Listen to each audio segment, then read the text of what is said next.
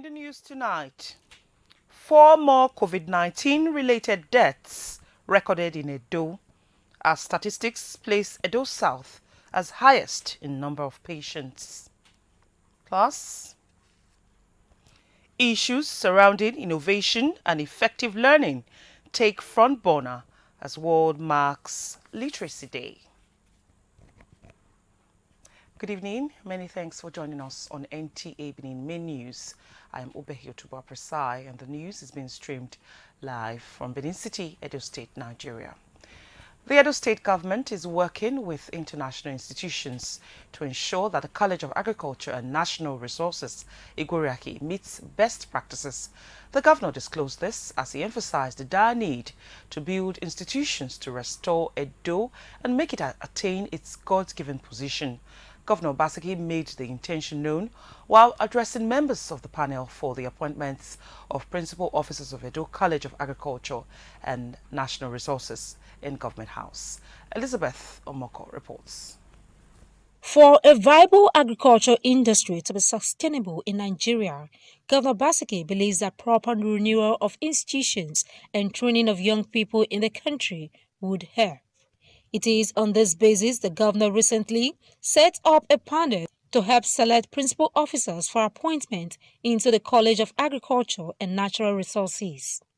To kickstart this humane task, members of the panel, headed by Professor Kolade Ayorinde, are here at the ESCO chambers of the Government House with a mandate to select only the best candidates for consideration. We are giving us an assignment, and that we started to do. In fact, since Sunday, when we arrived, we had our first session on Sunday. So we are all determined that the best candidates will be recommended because of what have been put in place, the guidelines that we are also trying to follow. Governor Obaseki says government is working with international institutions to make sure that the School of Agriculture and Natural Resources becomes a center to train extension workers. The assurance I want to give you is that whatever you come up with, which I trust will be so professionally well considered, is what we'll go with. One area I hope, and I've discussed with Professor Balogun, we need to work on. We are working with a few institutions, international institutions, is making sure that this school becomes a center to train extension workers. Because you cannot have a viable agricultural industry in this country without well-trained and well-motivated extension workers, agriculture extension workers. It is the dream of the governor that the College of Agriculture and Natural Resources becomes a school of excellence in no distant time. In Benin, Elizabeth Omoko, NTA News. Communications and Digital Economy has been given the go-ahead to begin the immediate deployment of the 5th generation network across Nigeria. This followed the approval of a national policy on 5G networks for Nigeria's digital economy by the Federal Executive Council. The Minister of Communications and Digital Economy, Professor Issa Ali Bantami, announced this while briefing journalists after the Council's meeting presided over by President Muhammadu Buhari. The Council also approved a national policy on food and nutrition. State House correspondent Adamu Sambo will bring details at 9 p.m.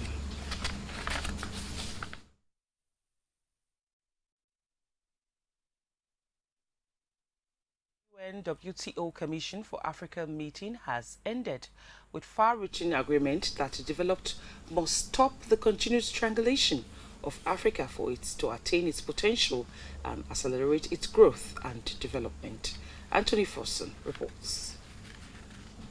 The conference, which was declared open by the Cape Verdean President Jorge Carlos Fonseca, laid the platform that keyed into Nigeria's position of pursuing a three-point agenda with an additional call for private investors to buy into the tourism sector, pointing out that government alone cannot drive the industry. The Secretary General, United Nations World Tourism Organization, applauded the resilience of African nations in remaining resolute in the face of the pandemic. Of course, Quito will stay the center to maintain and to attract more and more investments in private sector for investment in Africa. And this is the second step by step, as I mentioned, this pilot project for us to do presidential events, because investors want to feel what are the opportunities, what are the incentives.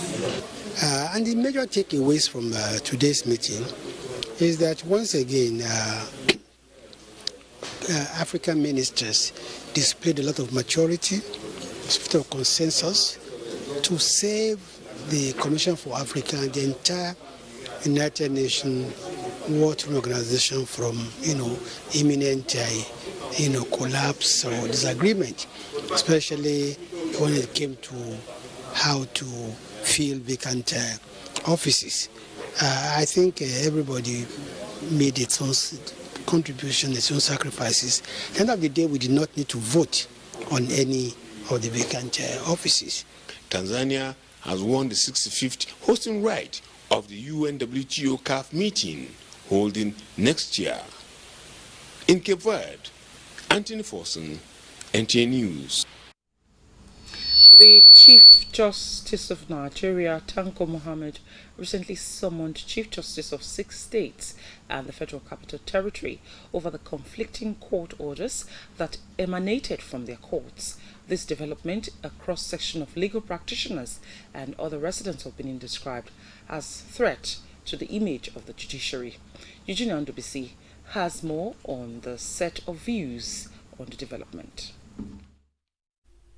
Ex parte orders are orders made by courts upon the application of a party to a litigation and without hearing from the other side. However, ex parte orders have been abused by some judges, thereby causing confusion among parties involved in the matter. This is why the Chief Justice of the country, Tanko Muhammad, recently summoned some judges that gave conflicting orders in a particular case. Some Benin-based legal practitioners see the situation as worrisome, noting that this can cause loss of confidence in the judiciary. When we say ex parte, the other party is not being put on notice. So you must split those particular particulars that will be sufficient enough for the court to grant that motion. And it's not subject to the whims of the judge. Is subject to those conditions and particulars that you have pleaded, and it is dependent on fact and circumstances. What is happening now is that you see Court A giving an order, then you see Court B of the same jurisdiction giving an order conflicting with Court A. You see, it causes confusion in the polity. If you issue ex parte order, you heard one of the parties, you have not given fair hearing to the other side. Even before you hear the other side, you are imposing order.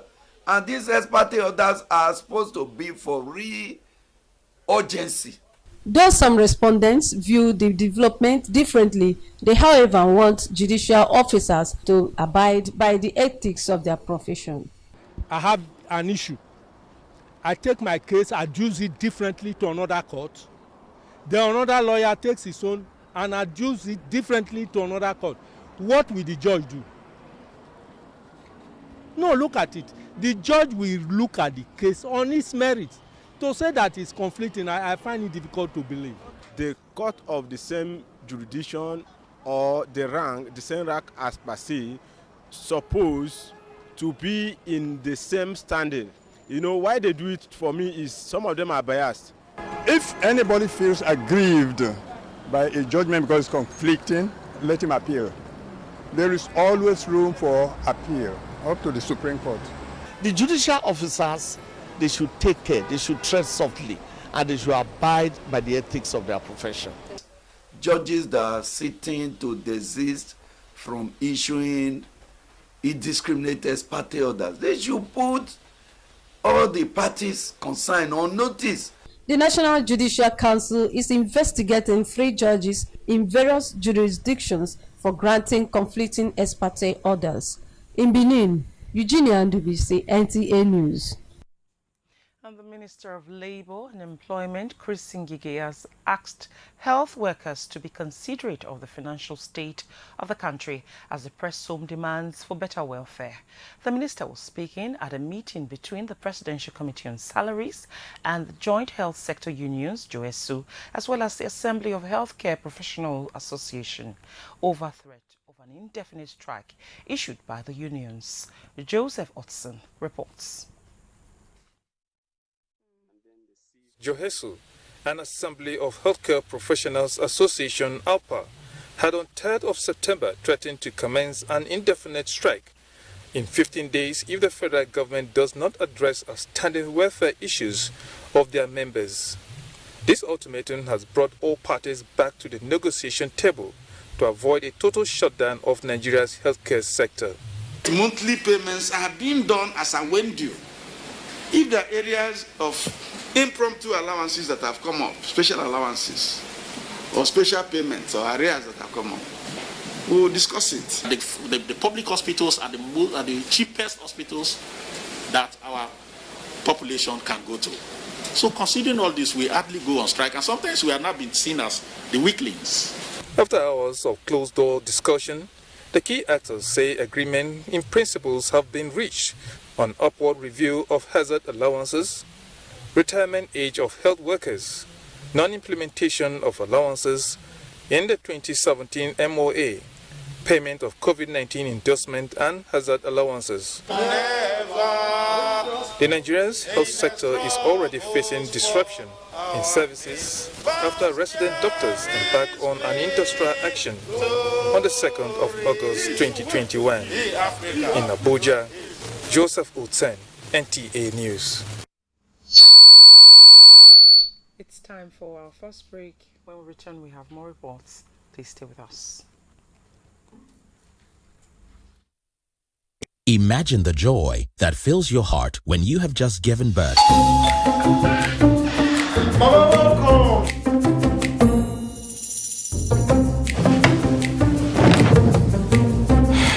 Whatever your size, we got you.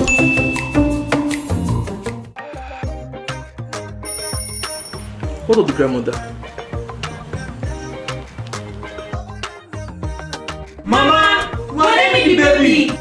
With our Buy Right chat, you can get the best mattress that goes with your body weight. Don't just buy a mattress, buy a Vitafoam mattress. The name of the baby is Stella. Vitafoam, the fine art of living.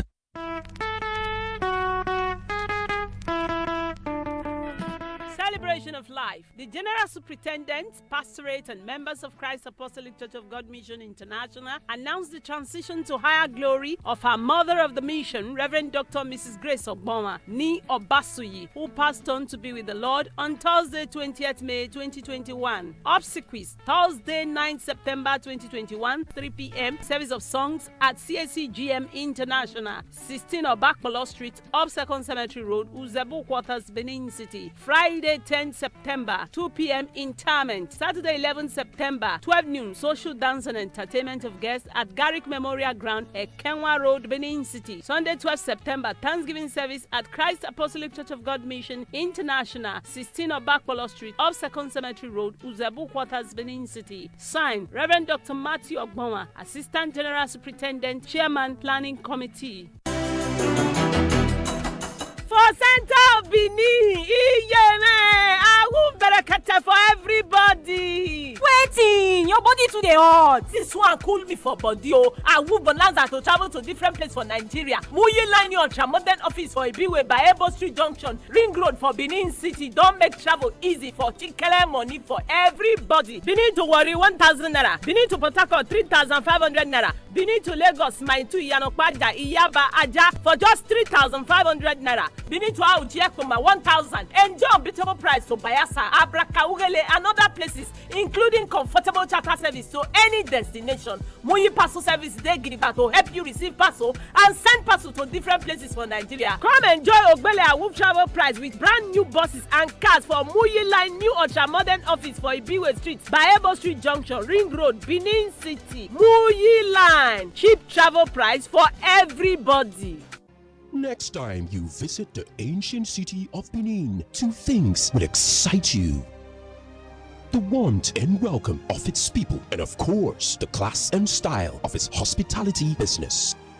Rendeki Gold, home of hospitality like no other. Located in one of the most serene environments in the ancient city. Truly classy and exquisite with world-class facilities. Fully equipped digital multipurpose hall with life-size, ultra-high definition LED screen. 180 square meters king-size swimming pool with bubble bath. Enough to leave you breathless.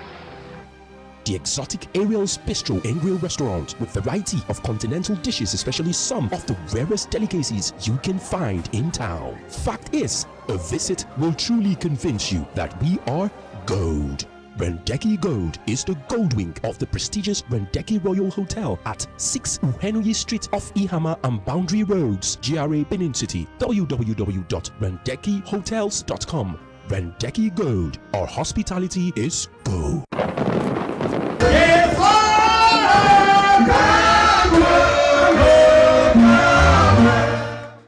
By the grace of God, I have seen you celebrating your birthday for over 30 years. And I have seen what great help this coming together has done.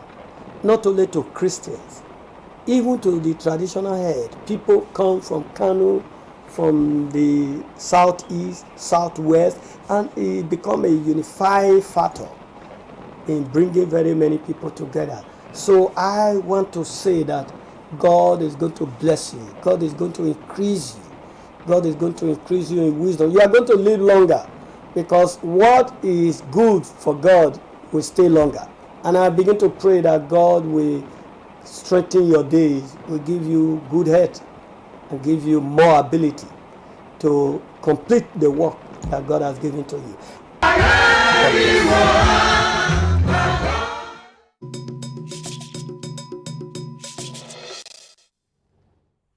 Thank you for staying with us. International Literacy Day, observed annually on September 8, is a United Nations educational, scientific and cultural organization initiative to highlight the importance of literacy to communities and individuals across the globe. In commemoration of the day in Benin, Paul Omokago sought the view of some residents. Education is often said to be the bedrock for development of any society. The decision to set aside a day by UNESCO to mark the International Literacy Day, key players say, is not only apt but serves as a reminder for governments, communities, corporate organizations and individuals to pay more attention to the education and development of the younger generation of Nigerians. The day is observed to raise awareness and concern for literacy problems that exist within local communities and by extension globally. For these stakeholders, it is about time government come out with a well-defined and sustainable educational policy, fully funded and backed with requisite budgetary allocation across the 3 tiers of government. The country becomes viable, becomes stable, and we can compete globally with other countries. So one of the problems that Africans and Nigeria is suffering is that we really don't know a lot. There are a lot of things that we still need to do as it pertains to literacy for us to compete globally with other countries. Like it is. I can remember a big secondary school in my area have only 3 teachers. They are not helping the issue. They are after their own. Our children are suffering, most especially this education you talk about. We don't have teachers in the schools. I want our government to assist our children so that we can have good education in this country, because without good education in a country, such a country cannot move forward. Okay, so if you educate, if every person in Nigeria or in Edo State is educated as well, you see that this crime rate will reduce. You see pocket picker everywhere. You see, some people don't like to do what they are doing, but once they are educated, once they are exposed, you see that there will be transformation. With the theme, Literacy for a Human-Centered Recovery, Narrowing the Digital Divide, the day also provides an opportunity to reflect on and discuss how innovative and effective teaching can be used in youth and adult literacy programs to face the coronavirus pandemic and beyond. In Benin, Paul Omokago, NTA News. The Benin Traditional Council says its attention has been drawn to an online fundraising organized by one Clement Eanomigo Edegbe Eddie Murphy Idausa, and others, alleging that they have the backing of the Oba's palace to raise $13,000 to secure the services of a lawyer to challenge a court case involving one Murphy Uyi. Murphy Uyi is said to be fond of casting aspersion on the palace from Germany, where he resides. The council says, for the avoidance of doubt and clarity, the Oba of Benin's palace did not authorize any person or persons to embark on such online fundraising on behalf of the Oba. A statement by the Secretary, Benin Traditional Council, Frank Erabo, advises Edo's sons and daughters at home and in the diaspora to ignore what it terms the fraudulent online fundraising, as the organizers do not have the authority of the palace to do so.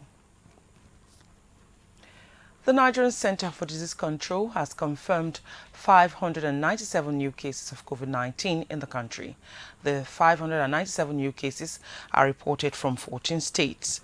Lagos has 204, Rivers 89, Edo 65, FCT 50, Oyo 47, while Enugu has 46. Ekiti has 24, Cross River 17, Delta and Gombe reported 15 each. Osun has 12, Plateau 6, Benue 5, and Kano 2. Till date, 196,497 cases have been confirmed, while 185,159 cases have been discharged, with 2,573 deaths recorded across the 36 states and the Federal Capital Territory. For COVID-19 updates in Edo, let's join Adugbe Jojigba for details and the latest figures. Edo State has recorded 4 more COVID-19 related deaths in the last 24 hours, with 8 persons recovering from the virus in the state. Head of Edo State COVID-19 Case Management, Dr. Osage Ebonwonyi, while briefing newsmen in Government House, says the mortality from the third wave of COVID-19 pandemic has risen to 30, with a high proportion of people below 50 years being affected, while majority of those dying are those above 50 years. This, he says, majority of the COVID-19 patients are in Edo South. Essentially, in the past 24 hours, what we have found, we are doing slightly more than our target. Our target for this month is to be able to collect a minimum of 300 samples. We are doing 13% more than our target. We picked up 65 cases over the past 24 hours. We have 4 new deaths. Test positivity now stands at 19.2, which is far, far above the 5% that we all aim for. What it means is that if we do more and more tests, we are likely to pick more. And of note is the fact that one of the persons that died is actually below the age of 50, which means young persons are also at risk of dying, because before now, our focus has been, or our observation has been the fact that more of the persons dying were the older age group. We have also seen some of the persons that had some form of vaccination also been affected, which speaks volume to some of the things we have been preaching over the last few months and even during the first and second waves. Even if you are vaccinated and we have not attained herd immunity, we still need to comply with the non-pharmaceutical measures that we have put in place. It's time now for another break. When we return, we have sports update. Please stay with us. Obituary. The acting vice chancellor, on behalf of the management, staff, and students of Ambrose Ali University, Ekoma, regret to announce the death of Emeritus Professor J.E.A. Osemekan, which sad event occurred on Tuesday, 31st August 2021. He was aged 81. Professor Osemekan, until his death, was professor in the Department of Physics, Ambrose Ali University, Ekpoma. He was the first and only emeritus of the university and was the chairman, Ambrose Ali University Foundation. Burial arrangements will be announced by the family. May his gentle soul rest in peace. Signed by Mr. Edmund U. Ireva, Deputy Registrar, Information and Public Relations. Follow the This life I can't keep myself. I can't keep myself. I can't keep myself. Allow me to flex. Hello there. Welcome to the newest lounge in the ancient city of Benin, Hyperion Lounge, a lounge with good food, music, drinks, karaoke, networking, exclusive for VVIP, and a relaxed environment to meet the right people. Hyperion Lounge is situated at rooftop floor, which has a panoramic view of the city. Visit us at 76 Akpakava Central Hotel, Efedosa Signature, opposite First Bank, Benin City. For seat reservation, call 091-5111-1123. Follow us on Instagram and Facebook at Hyperion Central. Email info.hyperioncentral@gmail.com. All COVID-19 guidelines is strictly adhered. Hyperion Lounge, exclusivity redefined. It's finally here! Yes, the one-stop shop for everything electronics. Benin City, let's jubilate! It's Uyi Technical Electronics Mall, 45 Adesewa Road, Benin City. A unique shopping mall for authentic, high-quality electronics of major brands like LG, Samsung, Scanfrost, Nexus, Hisense, and more. Get quality, authentic brand products like refrigerators, side-by-side fridges, deep freezers, front and top load washing machines, gas cookers, air conditioners, OLED and other varieties of television, DVD players, home theater, standing fans, home appliances, generators of different brands and sizes. You name it, we've got it. Get the best bargain and authentic products at Uyi Technical Electronics Mall, 45 Adesewa Road, opposite Winners Chapel by Ihama Junction, GRA, Benin City. Uyi Technical Electronic Mall. Everything electronics. We dare to stand out. Oh yes, Ameosa Motors. We don't turn that for we new branch for number 128 Saple Road by Ajib Junction for Benin City. Not be only that one, oh, we don't upwekerize the price for Niger Delta roads. We need to worry by NRA Junction 500. We need to Abraka 700. We need to Ugeli 1000. We need to Bayasa 1500. We still the load from Benin to Port Harcourt. Worry to Auchi, worry to Ekpoma. We need to Ekun, Obiaruko, Kwale, Umutu, even Ekpoma to Port Harcourt City. For Ameosa Motors, safety of all our passengers, now it be number one. That's now why we dey make sure say we use new motors and qualified drivers. Make you visit any of our branch around you to enjoy the upwekrization of Ameosa Motors. Ameosa Motors, king of the road. Ameosa Aremico.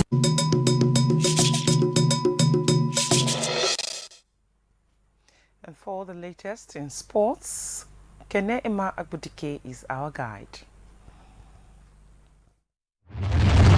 Super Eagles technical advisor Kenneth Raw says his team will strive to sustain a winning streak in the 2022 World Cup qualifiers after claiming maximum points against Liberia and Cape Verde to lead Group C with 6 points.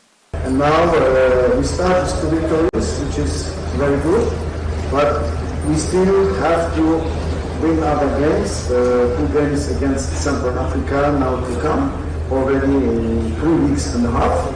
So we have to continue to win our games. Action continued in the 2021 Nigeria National League NNL Super 8 playoffs in Enugu on Wednesday, with El Kanemi Warriors losing 0-2 to Niger Tornadoes, while Shooting Stars and Remo Stars played out a 1-0 draw.